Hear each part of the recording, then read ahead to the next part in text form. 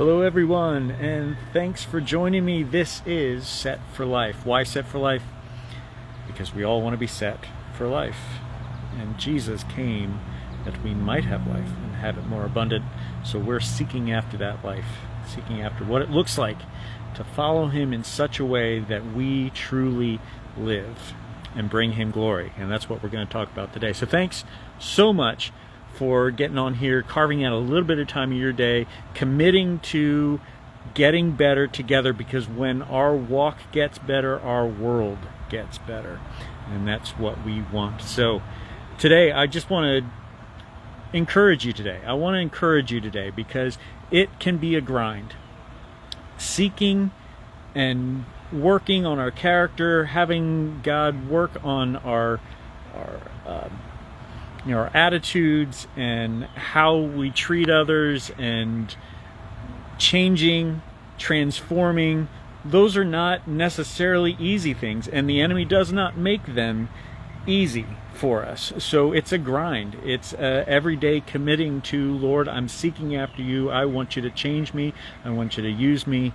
And why? Why do we go through that? Because, man, it would be so much easier just to say, okay, I am following God. I believe that you died for me, and I'm going to heaven. I got my ticket punched, and I am just going to relax now and do the Christian thing and kind of just, make sure I'm not being a bad person, but, just rest, kind of rest in the fact that I'm now saved. Why can't I just do that? Why do I have to keep striving? Not striving, that's the bad word, but you know what I'm saying. Why do I have to keep allowing God to work through me to change me? Why do I have to do that? And the reason is because when we focus on ourselves, we're focusing on stuff that is going to pass away, right? We are, if we're trying to bring glory to ourselves, if we're just saying, okay, I'm done with the seeking after God thing for a little while, I just want to focus on me, then all that stuff eventually is going to pass away, right? But if we focus on things that bring God glory, that's going to be eternal.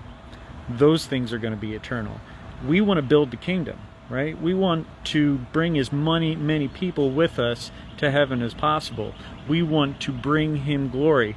And we talked about it before, in that we get to then share in God's glory in heaven. Once we get there, we meet him, he's with us, and we get to partake in a forever party, just reveling in God's glory. And we had a hand in that, a hand in building that kingdom, a hand in bringing him glory. So Paul says it this way in 1 Corinthians 10:31. He said, whatever you do, you can choose to do whatever you do, but whatever you do, whether eating or drinking or whatever you do it all for the glory of God. So that means, whether you're a mom, you're a dad, whether you work full-time, whether you work part-time, whether you're a student, whether you're working in a high-end job or just a part-time job, whatever it is, do it all for the glory of God.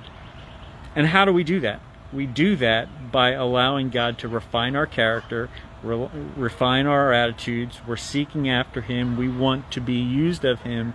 We're laying ourselves down every day and allowing him to live through us, so that people see him and they don't see us. That's how we bring him glory. And so that's what Paul's saying. I say, it doesn't matter where you're at. Doesn't matter where you're at. Just allow God to live through you, to bring him glory in everything that you do. So guys, I pray that that's going to be your focus this week. Whatever you do, whatever it is, whatever you eat, whatever you drink, whatever you do, make sure you're doing it all for the glory of God, because we'll be able to see that in the end. So thanks for joining me today. I hope that's an encouragement to you. Let's live. Let's seek after him together. Have a great day. We'll see you tomorrow. Blessings.